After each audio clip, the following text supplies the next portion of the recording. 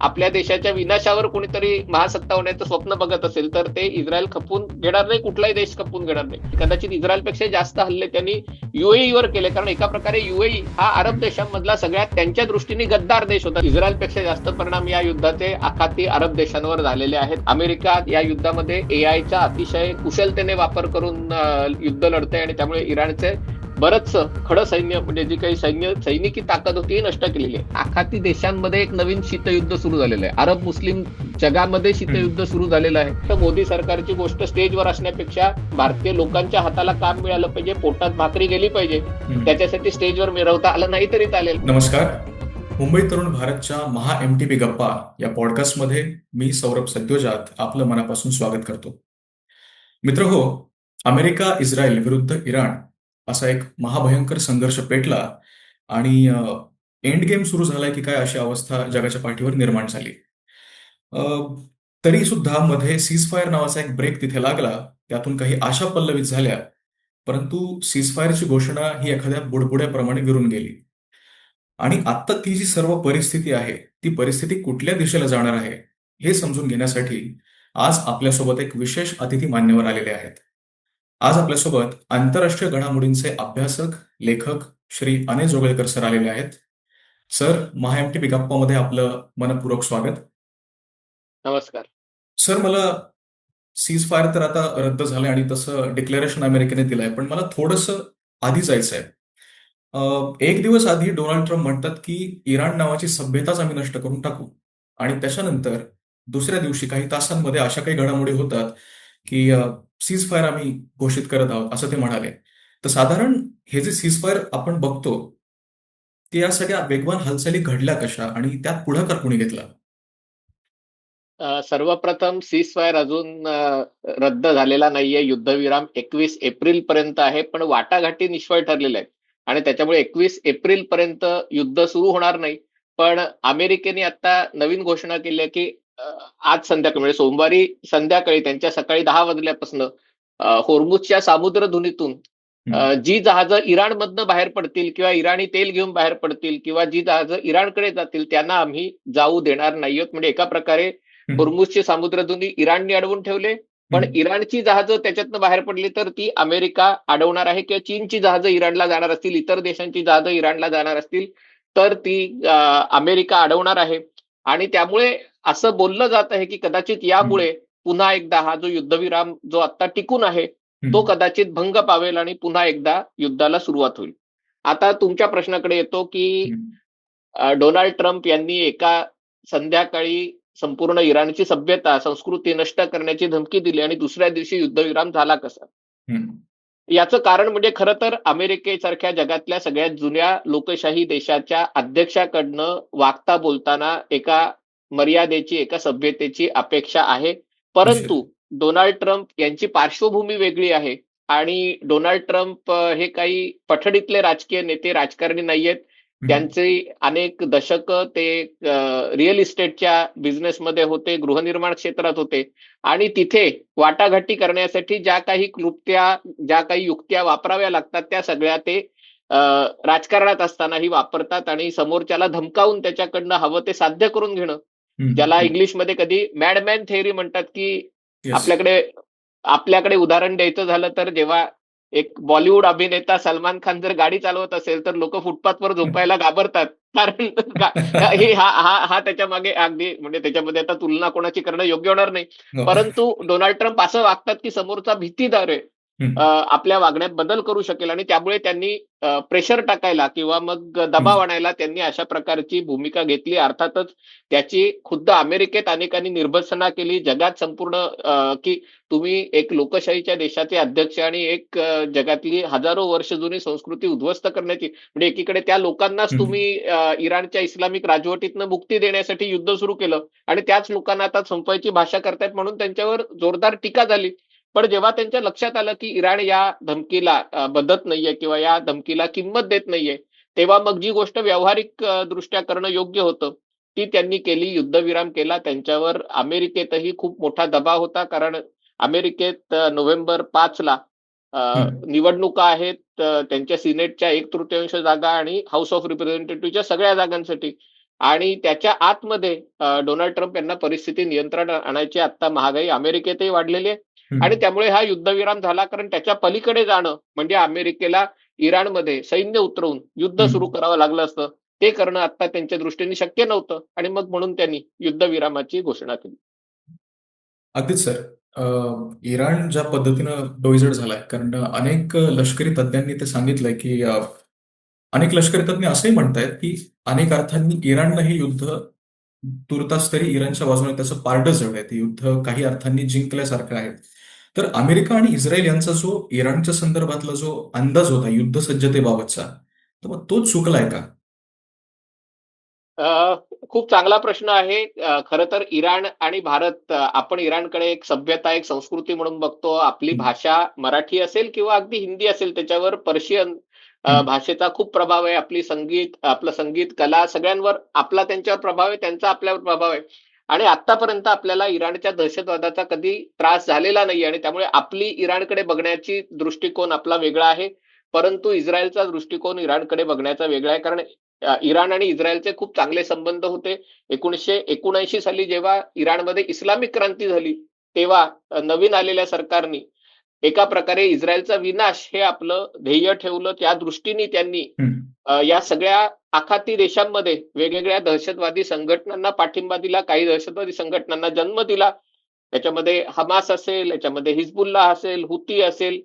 हम्म. आणि काही जण त्यातले म्हणतात नाही, इराण काही असा माथे फिरू देश नाहीये, तो एक त्याला मुस्लिम जगाचं नेतृत्व करायचंय म्हणून तो अशा प्रकारे इस्रायलला लक्ष करतोय. पण हम्म. तरी देखील कुठल्याही कारणासाठी का करेना, पण तरी इस्रायलला जर आपल्या देशाच्या विनाशावर कोणीतरी महासत्ता होण्याचं स्वप्न बघत असेल तर ते इस्रायल खपून घेणार नाही, कुठलाही देश खपून घेणार नाही. हम्म. आणि त्याच्यामुळे इस्रायलच्या विरुद्ध जे दहशतवादी हल्ले 7 ऑक्टोबर 2023 रोजी झाले, त्याच्या आधी पण अनेक वेळा दहशतवादी हल्ले झाले, पण 7 ऑक्टोबरचे हल्ले अतिशय भयंकर असे होते. 3,000हून जास्त लोक आतमध्ये घुसले होते. आणि हम्म. त्यानंतर इस्रायलनी दहशतवादाविरुद्ध युद्ध सुरू केलेलं आहे. मग ते हमास असेल, हिजबुल्ला असेल, हुती असेल. पण शेवटी हा ऑक्टोबस त्याचं डोकं ठेचल्याशिवाय किंवा त्याला लक्ष केल्याशिवाय हे युद्ध संपणार नाही, याची इस्रायलला कल्पना आहे. हम्म. इस्रायल गेली 20 वर्षाहून जास्त काळ इराणवर हल्ला करण्याची, इराणची राजवट बदलण्याची किंवा किमान तिथे असलेली अण्वस्त्र, त्यांचा निर्मिती प्रकल्प कार्यक्रम असेल किंवा दीर्घ पल्ल्याची क्षेपणास्त्र असेल, त्यांना लक्ष करण्याची योजना इस्रायल गेली 20 वर्षाहून अधिक काळ बनवत आहे. होय. अमेरिकेच्या प्रत्येक राष्ट्रपतीला, कारण इस्रायल हा जेमतेम 2 जिल्ह्याच्या आकाराचा देश आहे. इराण जवळजवळ भारताच्या 1/3 ते 40% एवढा हम्म. मोठा देश आहे. म्हणजे तुम्ही कल्पना करा, इराण हा इस्रायलच्या किमान 25 पट मोठा देश आहे. हम्म. आणि लोकसंख्येच्या बाबतीत किमान 10 पट मोठा देश आहे. आणि असं असताना इस्रायल एकट्याच्या जीवावर इराणवर हल्ला करू शकत नाही आणि त्यामुळे इस्रायलला अमेरिकेची मदत या कामी लागते. दोन्ही देशांचे अतिशय घनिष्ठ संबंध आहेत, जवळचे संबंध आहेत. आणि हम्म. त्यामुळे वेळोवेळी इस्रायलचे पंतप्रधान बेंजामिन नेतान्याहू यांनी इराणवर हल्ला केला तर काय परिणाम होतील, कसा फायदा होईल, काय, त्याची योजना अमेरिकेच्या अध्यक्षांना सादर केलेली आहे. आणि ही हम्म. योजना जॉर्ज बुश असताना, बराक ओबामा असताना, खुद्द डोनाल्ड ट्रम्प पहिल्या टर्म मध्ये, जो बायडन असताना सादर हम्म. केलेली होती. तेव्हा अमेरिकेच्या अध्यक्षांनी या आक्रमणास, या हल्ल्यामध्ये नकार दिला होता. कारण इस्रायलला स्वतःच्या संरक्षणापुरता विचार इस्रायल करतो. इस्रायल छोटा देश, पण अमेरिका ही जागतिक महासत्ता असल्यामुळे अमेरिका या संपूर्ण प्रदेशाच्या सुरक्षेचा, अर्थव्यवस्थेचा, इंधनाच्या किमतीच्या अनेक अंगाने अमेरिका हम्म. विचार करते. तर जेव्हा फेब्रुवारीमध्ये नेतन्याहू यांनी ही योजना ट्रम्प यांना सादर केली, हम्म. तेव्हा त्याच्यामध्ये हा अंदाज खरं तर असायला हवा होता की समजा ही योजना फसली, कारण प्रत्येक वेळेला योजना यशस्वी होतेच असं नाही. तुम्ही 10%, 20% जरी यशाची खात्री असली तरी हे जे क्षेत्र आहे त्याच्यामध्ये 10% यशाची खात्री आहे. बेबी चित्रपटात आपण बघितलं असेल, हम्म. 2% जरी खात्री असेल तरी मी मिशन करतो, असं अक्षय कुमार हम्म. म्हणतो. आणि त्यामुळे असं नसतं की तुम्ही मोहीम घेतली म्हणजे ती 100% यशस्वी होणार असेल तरच तुम्ही मोहीम उघडता. पण हम्म. जर ती अपयशी झाली तर काय परिणाम होऊ शकतात, याचा जो विचार करायला हवा होता. म्हणजे ते यशस्वी का होईल असं वाटलं होतं, कारण इराणची अर्थव्यवस्था खंक झालेली आहे. याच्या आधी आपणही व्हिडिओ केले होते की कशा प्रकारे तिथले व्यापारी लोक, सामान्य लोक रस्त्यावर उतरले होते. त्यावेळेला इराणच्या राजवटीने अतिशय अमानुषपणे हजारो लोकांची कत्तल केली होती. काहींच्या अंदाजाप्रमाणे हा आकडा 30,000च्या वरती आहे. इराणच्या अधिकृत आकड्यानुसार 5,000, जेमतेम 4,500 वगैरे, पण आंतरराष्ट्रीय आकड्यानुसार हा अंदाज, म्हणजे हा साधारणतः 30,000 आकडा आहे. आणि त्यामुळे असा अंदाज होता की इराणची राजवट कमकुवत झालेली आहे आणि आताच्या वेळेला जर हल्ला केला आणि त्यांच्या शक्ती केंद्रांवर हल्ला केला, त्यांचं नेतृत्व जर कापून काढलं, तर कदाचित इराणच्या जनतेला रस्त्यावर उतरून सत्ता बदल करण्यास सोपं पडेल. पण तो अंदाज चुकण्याची शक्यता होती आणि हा अंदाज चुकला. म्हणजे पण त्याचा जो प्लॅन बी होता, की समजा चुकल्यावर काय करायचं, मला असं वाटतं त्याचा विचार पुरेसा अमेरिकेने केला नाही. याच्यामध्ये आता जे वेगवेगळी माहिती समोर येते त्याच्यामध्ये अमेरिकेच्या इंटेलिजन्स विभागाने ट्रम्प यांना सूचित केलं होतं की असं अपयशी झालं तर काय परिणाम होऊ शकतात. पण शेवटी निर्णय हा राजकीय निर्णय असतो. कधीही लक्षात घ्या, युद्ध करायचं का नाही करायचं हा निर्णय राजकीय असतो. सैन्य हे त्याचं काम करतं आणि त्यामुळे हा निर्णय राजकीय होता. हा निर्णय डोनाल्ड ट्रम्प यांचा होता. परंतु ही गोष्ट नक्की आहे की इस्रायल आणि अमेरिका अतिशय सुसूत्रबद्ध पद्धतीने काम करतायत. त्याच्यामध्ये विसंवाद अजिबात नाहीये. जर ट्रम्प यांनी नेतान्याहू यांना नाही म्हटलं असतं तर इस्रायलने हा हल्ला स्वतःच्या जीवावर केला नसता. आणि त्यामुळे हा निर्णय आता चुकलेला, म्हणजे त्याचा पुरेसा विचार केला नव्हता ट्रम्प यांनी असं दिसतंय. पण शेवटी कुठल्याही कारवाईत, कुठल्याही मोहिमेमध्ये ती मोहीम अपयशी झाली तर काय, ही शक्यता कधीही मोठ्या प्रमाणावर असतेच. निश्चित सर. साधारण इराणनं ज्या पद्धतीनं हे युद्ध टॅकल करण्याचा प्रयत्न केलाय, जसं आपण बघतो की एकतर इराणनं होर्मुझची नाडी आवळली वेळेत, आणि दुसरी बाजू जी आपल्याला बघायला मिळाली की भोवतालचे जे कोणी देश आहेत, म्हणजे दुबईवरती हल्ले झाले, बाकीचे देश किती अशक्त आहेत, तिथे पर्यटनासाठी ज्या कुठल्या गोष्टी होत्या, संधी होत्या, त्याच्यावरती साधारण हल्ला झाला. तर इराणनं बेसिकली अमेरिकेला जो अमेरिकेला जे अनुकूल देश आहेत इराणच्या बाजूचे, तो सगळा शेजार हलवून सोडला का, असं तुम्हाला वाटतं का? त्या देशांची आज अवस्था काय? हे हे खरं आहे. निश्चित आहे की सगळ्यात जास्त परिणाम इस्रायलपेक्षा जास्त परिणाम या युद्धाचे आखाती अरब देशांवर झालेले आहेत. खास करून संयुक्त अरब अमिराती जो भारताचा अतिशय जवळचा मित्र हम्म, देश आहे त्याच्यावर सगळ्यात जास्त परिणाम झालेला आहे. 1800हून जास्त मिसाईल्स आणि ड्रोन्सचा त्याला सामना करावा लागला आहे. हम्म, परंतु एक गोष्ट आपण लक्षात घेतली पाहिजे, आखातामध्ये म्हणजे पर्शियन आखातामध्ये हम्म. एकमेव ज्याला नेशन स्टेट म्हणतात किंवा राष्ट्र म्हणतात असा फक्त इराण आहे. हो. बाकीचे देश आहेत हे सगळे राजकीय दृष्ट्या ते देश आहेत वाळवंटामध्ये वाळूमध्ये रेघा मारून ते देश तयार केलेले आहेत. हम्म, आणि हम्म, त्यामुळे आता जरी ते सार्वभौम असले तरी त्यांच्यामध्ये एक राष्ट्र ही संकल्पना, आणि भारतीय लोकांना राष्ट्र म्हणजे काय हे सांगायची गरज नाही, हम्म. ती राष्ट्र ही संकल्पना सौदी अरेबिया, संयुक्त अरब अमिराती, बहरीन, कतार, येमेन या सगळ्या देशांमध्ये नाहीये. सांस्कृतिक दृष्ट्या ते सगळे अरब आहेत. अरबांची वेगवेगळ्या राजकीय दृष्ट्या त्यांच्यामध्ये विभागणी झालेली आहे. हम्म. जेव्हा इराणमध्ये इस्लामिक क्रांती झाली आणि 1979 सालापासून इराणनी हे उद्दिष्ट ठेवलं की या सगळ्या भागात या क्रांतीचा प्रसार करायचा, तेव्हा सगळ्यात जास्त धोका, सगळ्यात जास्त भीती ही आखाती अरब देशांना होती. कारण त्यांना वाटत होतं या बऱ्याच भागामध्ये शिया लोकांची संख्या जास्त आहे आणि हम्म. त्यामुळे त्यांना वाटत होतं की इराणने ही क्रांती पसरवण्याचे प्रयत्न केले तर आपल्याकडची राजवट उलथून टाकली जाईल. आणि तेव्हापासून अरब विरुद्ध इराण हा संघर्ष, खरं तर हा संघर्ष हजारो वर्षांचा, म्हणजे इस्लामच्या पूर्वीपासून ही पर्शियन विरुद्ध अरब हा संघर्ष आहे. हम्म. इस्लामच्या स्थापनेनंतर त्याला एका प्रकारे सुन्नी विरुद्ध शिया, कारण अरब सगळे जवळपास सगळे सुन्नी देश आहेत इराक वगळता, हो. आणि इराण हा शिया देश आहे. हम्म. पर्शियन अरब अशी दरी आहे. हम्म. आणि खास करून 2003 सालानंतर, म्हणजे मी 2003 साल अशासाठी म्हणतोय की इराणचे सगळ्यात मोठे शत्रू तालिबान अफगाणिस्तानमध्ये आणि इराकमध्ये हम्म. सद्दाम हुसेन दोघांच्याही राजवटी अमेरिकेने उलथून टाकल्यावर इराण सशक्त झाला. आणि त्यामुळे हे जे आखाती देश आहेत ते कायम इराणला शत्रू समजत होते. हम्म. खामेनी यांच्या हत्येनंतर बघा एकाही अरब देशांनी खामेनींच्या हत्येचा निषेध केलेला नाहीये. म्हणजे हम्म. भारताने का निषेध केला नाही असे प्रश्न विचारताना लोक विसरतात की जगातल्या 56 मुस्लिम देशांपैकी जवळपास 50 मुस्लिम देशांनी त्याचा निषेध केलेला नाहीये. हो. आणि त्यामुळे कुठेतरी इराण विरुद्ध हे देश हा संघर्ष होता. याच कारणासाठी या भागामध्ये अमेरिकेचे 12 ठिकाणी तळ आहेत. ते हम्म. इस्रायल विरुद्ध नाही आहेत, ते इराणपासून संरक्षण, पूर्वी ते सद्दाम हुसेन विरुद्ध होते, नंतरच्या काळात गेली 20 वर्ष ते इराणपासून संरक्षणासाठी या सगळ्या भागांमध्ये सेंट कॉमचे तळ आहेत. आणि त्यामुळे या सगळ्या देशांचा अमेरिकेला वारंवार साकडं घालत होते की इराणची राजवट हम्म. बदला. म्हणजे हम्म. त्यांना कल्पना होती. पण हे खरं आहे. दुसरीकडे तुमच्या प्रश्नाकडे येतो आता थोड्या लांबलचक प्रस्तावनेनंतर, हरकत की नाही. हे जे युद्ध झालं त्याच्यामध्ये आखाती अरब देशांना विचारात घेतलं नव्हतं. म्हणजे हम्म. हा जो निर्णय होता हा मुख्यतः अमेरिका आणि इस्रायल यांच्या दोघांच्या चर्चेतनं हा निर्णय झाला होता.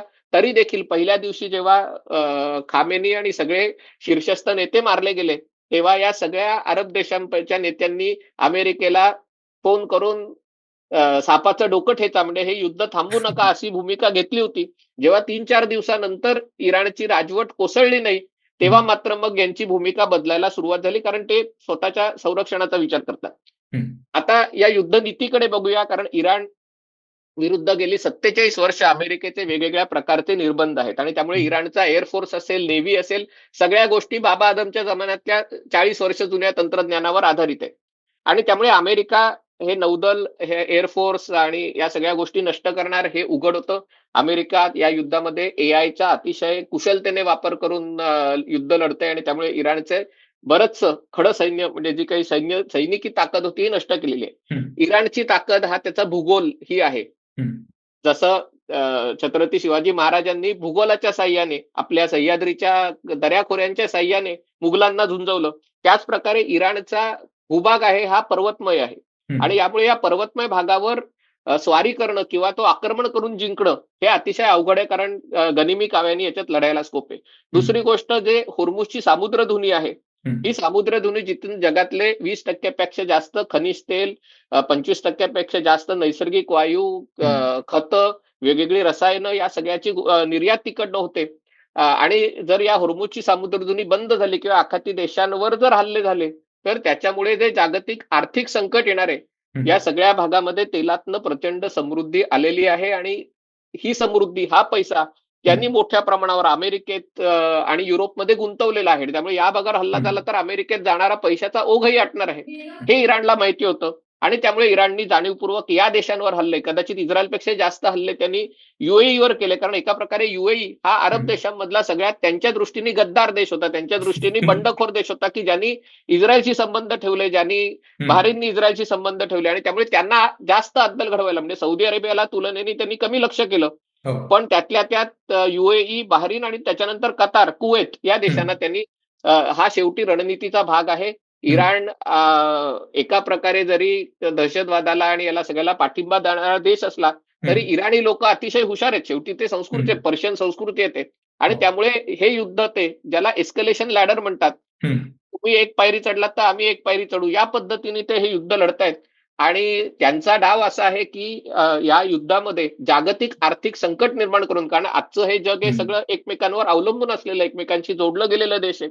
हम्म, आणि त्यामुळे जागतिक आर्थिक संकट निर्माण करणं आणि हम्म, जनमताचा दबाव करून, कारण आता अल जझीरा सारख्या वाहिन्या आहेत, इतर सगळे ब्लॉगर आहेत, त्याच्याद्वारे जनमताचा दबाव तयार करून अमेरिकेत पेट्रोल डिझेलच्या किमती वाढवून ट्रम्प हम्म. प्रशासनाला माघार घ्यायला लावणं, हा इराणचा डाव आहे. त्याच्यात ते बऱ्यापैकी यशस्वी झालेले दिसत आहेत, जरी त्यांचं स्वतःचं जबरदस्त नुकसान झालं असलं तरीही. Yes sir. होर्मुसचा विषय निघाला त्याच्यानंतर मला एक दुसरी जी आता एक नवीन जागा सध्या प्रसिद्ध होते बेसिकली ती बाबल मंदाब. मग त्या बाबल मंदाबचं साधारण महत्व काय आहे आणि तिथे हुती सैन्याचं कशा प्रकारचं कंट्रोल आहे आणि ती पण जर नाडी आवळण्यात आली इराणकडनं तर त्याचे साधारण आपल्याला परिणाम काय दिसतील? जसं होर्मुझच्या सामुद्रधुनीतून आखातातला मुख्यतः तेल आणि हम्म, नैसर्गिक वायू, खतं, या सगळ्या गोष्टी तिकडनं बाहेर येतात. पण या सगळ्या गोष्टी जर युरोपला पाठवायच्या असतील, तर मग तुम्हाला हम्म, त्या भूमध्य सागराद्वारे, म्हणजे सुएझचा कालवा, त्याच्या आधी तांबडा समुद्र, आणि तांबड्या हम्म, समुद्राचं तोंड असलेलं बाबल हम्म, मंडपची सामुद्रधुनी, हे अतिशय महत्वाचे भाग आहेत. बाबल मंडप हा जो भाग आहे, तिथे एका बाजूला सोमालिया आहे, दुसऱ्या बाजूला येमेन आहे. हम्म, आणि येमेनमध्ये यादवी युद्ध सुरू आहे, आणि त्याच्यामध्ये इराणचं समर्थन असलेले हुती, त्यांची या भागावर वर्चस्व आहे. हुती गेली अनेक वर्ष, 2015 सालापासून सौदी अरेबिया आणि संयुक्त अरब अमिरातीशी त्यांचं युद्ध सुरू होतं. नंतर त्याच्यामध्ये युद्धविराम झाला. पण त्यांच्याकडे वेगवेगळी क्षेपणास्त्र आहेत. पण सध्या ते शांत होते, कारण असं म्हटलं जात होतं की जो सौदी अरेबियाबरोबर युद्धविराम झाला, त्याच्या बदल्यात दर महिन्याला सौदी अरेबियाकडनं त्यांचा पगार काढला जात होता, त्यांना आर्थिक मदत केली जात होती, म्हणून ते युद्धविराम त्यांनी सौदी अरेबियाशी केला होता. आणि त्यामुळे हे जेव्हा हे युद्ध सुरू झालं, तेव्हा एक गोष्ट निश्चित होती की हुती इराणच्या समर्थनार्थ या युद्धात उतरणार. पण हम्म, त्यांनी लगेच उडी न मारता त्यांनी एक टांगती तलवार ठेवली, कारण सौदीकडनं मिळणारा पैसा पण त्यांना हवाय. पण जर परिस्थिती अशी निर्माण झाली की इराण हे युद्ध हरतंय असं चित्र निर्माण झालं, हा, किंवा इराण विरुद्ध खूप जास्त त्यांनी निर्बंध लादले, तर मग हुती याच्यात उडी मारतील. आता अमेरिकेने जी नाकेबंदी इराणची करण्याचा निर्णय घेतलेला आहे, त्याच्यातनं जर इराणला तेल विकणं अशक्य झालं, कारण इराण दररोज जवळजवळ 15 लाख बॅरल तेल इराण विकतं. ते बरंचसं तेल चीन 93% तेल चीन खरेदी करतं. चीन इराणला शस्त्रास्त्रांचा आणि इतर गोष्टींचा पुरवठा करतं, हे आता जगजाहीर आहे. आणि त्यामुळे चीनच्या नाड्या जर अमेरिकेने आवडल्या किंवा इराणच्या नाड्या जर अमेरिकेने आवडल्या, तर मग कदाचित याच्यामध्ये हुती उतरू शकतील. अर्थात हुतींकडे जी ताकद आहे ती इराणच्या तुलनेने कमी आहे. पण जर बाबल मंडपवर त्यांनी हल्ले केले तर तो भाग ते अडवून धरतील.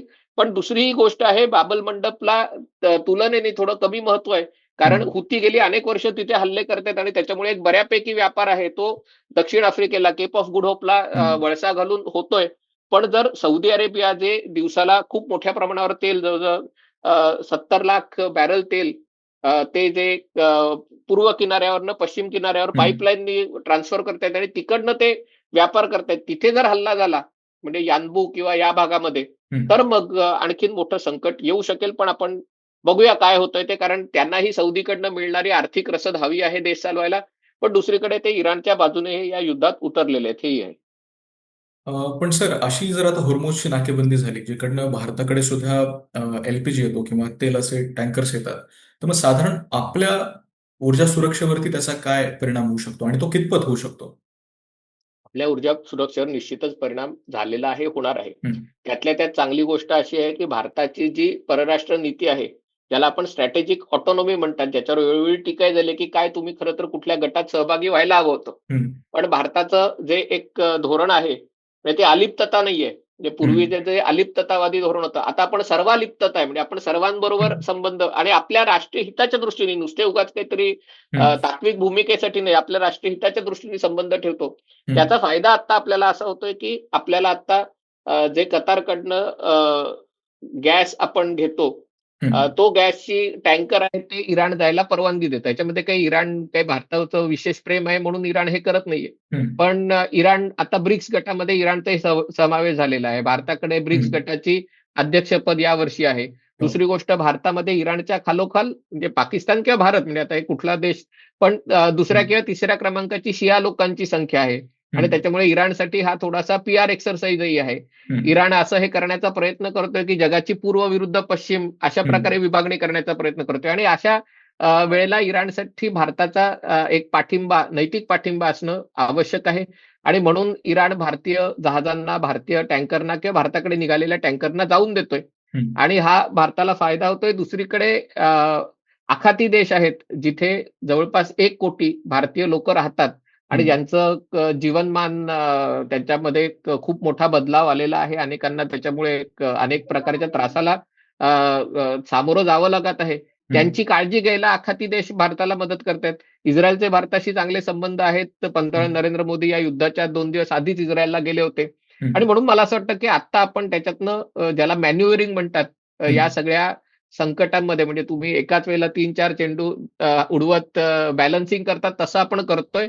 पण ती टांगती तलवार आहे की समजा हे युद्ध विकोपाला गेलं किंवा काही परिस्थिती चिघळली, तर हम्म, भारतावर त्याचे परिणाम होऊ शकतील. खास करून यंदाचा कृषी हंगाम आणि हम्म, आपल्याला खूप मोठ्या प्रमाणावर खतांचा किंवा त्याच्यासाठी लागणारी जी मूलद्रव्य आहेत त्याचा पुरवठा, कच्चा माल आहे त्याचा पुरवठा आखाती देशातून होतो. हम्म, जरी आता भारत सरकारने बऱ्याच उपाययोजना केल्या असल्या, युरिया बनवण्याचे प्लॅन देशात सुरू केले असले, युरियाला पर्याय म्हणून जैविक शेती करण्याला हम्म. प्राधान्य दिलं असलं, तरी खतांचा एक मोठा भाग आखातातून येतो. आणि जर हे युद्ध आता थांबलं नाही पुढच्या काही दिवसांमध्ये, तर भारताच्या कृषी हंगामावर संकटाची टांगती तलवार निश्चितच आहे. अ, तुमच्या बोलण्यातनं आता मला एक साधारण सूर असा लक्षात आला की म्हणजे मला खरं सॅम्युअल हंटिंग्टन या विचारवंताची आता आठवण झाली. क्लॅश ऑफ सिव्हिलायझेशन्स हा जो त्याने एक निबंध लिहिला होता साधारण. तर हे जे युद्ध आहे सर, ते ख्रिस्ती देश किंवा ख्रिस्ती जग विरुद्ध इस्लामिक जग किंवा इस्लामिक देश अशा अर्थाने त्याला आपण आज पाहू शकतो का? नाही, असा मोह बऱ्याच जणांना होतो, पण आज अमेरिकेच्या सोबत ज्यू आहेत, म्हणजे हम्म, इस्रायल आहे, हा ज्युईश हम्म, यहुदी देश आहे. आणि दुसरीकडे अरब देशही अमेरिकेच्या बाजूने आहेत. म्हणजे इराणपेक्षा जास्त मुस्लिम संख्या हम्म, या सगळ्या आखाती देशांमध्ये आहे. आणि त्यामुळे अशा प्रकारची तुलना म्हणजे अमेरिकेतले जो ट्रम्प यांचा समर्थक असलेला ख्रिश्चन मतदार आहे, ज्याला इव्हांजेलिकल म्हणतात, हम्म, त्यांच्याकडनं अशा प्रकारची एक चित्र रंगवलं जात आहे. हम्म. डोनाल्ड ट्रम्प यांनी आज स्वतःला येशू ख्रिस्ताच्या अवतारात त्यांनी काहीतरी सोशल मीडियावर पोस्ट केली. म्हणजे या गोष्टी केल्या जातात, पण तरी हम्म, देखील याला क्लॅश ऑफ सिव्हिलायझेशनचं म्हणणं मला तरी उचित वाटत नाही. हे हम्म, सगळं जग अतिशय गुंतागुंतीचं आहे. पण एकीकडे ही गोष्ट खरी आहे की हे जे सगळं चीनला पर्याय म्हणून जी एक दुसरी व्यवस्था, ज्याला आपण सुरुवातीला I make India middle east Europe corridor म्हणत होतो, हम्म, किंवा ही जी समांतर व्यवस्था आहे, ती जर अस्तित्वात यायची असेल तर इराण सारखे देश जे या सगळ्या व्यवस्थेला आव्हान देत होते, म्हणजे ते इस्रायलला आव्हान देत असतील, आखाती देशांना आव्हान देत असतील, पण एका प्रकारे या भारतातनं युरोपात व्यापार करण्याला आव्हान देत होते, अशा हम्म, प्रकारची शक्ती असणं हम्म, हे या गोष्टीसाठी योग्य नाहीये. हम्म, आणि इराण सारखा देश असेल तर तो अशा प्रकारचा उपद्रव मूल्य त्याचं राहावं म्हणून हम्म, चीन प्रयत्न करणार. कारण चीनला हा जो पर्यायी मार्ग आहे तो आपल्या मार्गाविरुद्ध तो एक स्पर्धा वाटत आहे, आणि त्यामुळे इराणला हम्म, मदत करायला चीन पुढे सरसावणार. रशिया, हम्म, कदाचित युक्रेन मधल्या युद्धात युरोपीय देशांनी, अमेरिकेने युक्रेनला मदत केली त्याचा बदला घेण्यासाठी, आणि त्यामुळे वेगवेगळे देश आपापल्या हितसंबंधांसाठी या युद्धामध्ये अप्रत्यक्षपणे सहभागी आहेत. पण हम्म, भारतासाठी पुढे जाऊन बघता जो आपल्याला युरोप आणि अमेरिकेशी जोडणारा एक व्यापारी पट्टा तयार करायचा आहे, हम्म, त्याच्यासाठी अशा प्रकारचा धोका असणं हे आपल्यासाठी चांगलं नाहीये.